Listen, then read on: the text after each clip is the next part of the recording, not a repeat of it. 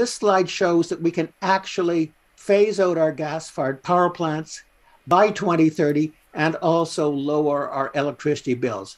Now, I want to draw your attention first to the bar graph in the middle with a cost of 9 cents a kilowatt hour.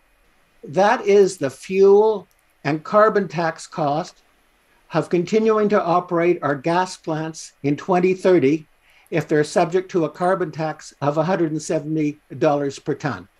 Now, if you look at the bar graphs on the left-hand side of the 9 cent per kilowatt hour bar graph, and what you will see is that energy efficiency, Quebec water power, wind and solar can all keep our lights on at a much lower cost than continuing to operate the gas-fired power plants in 2030. So what that tells us is clear.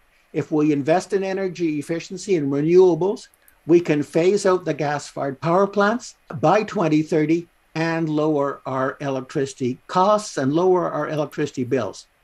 I also want to draw your attention to the 3 bar graphs on the right-hand side, starting with the bar graph, which is a cost of 10.5 cents a kilowatt hour. That is the price we're paying to OPG today for their nuclear electricity. Now look at the bar graph with a cost of 13.7 cents a kilowatt hour. That's the price we'll be paying to OPG in 2027 for nuclear electricity if they're allowed to complete the rebuilding of all 4 of Darlington's nuclear reactors. Finally, look at the bar graph with 16.3 cents as its cost.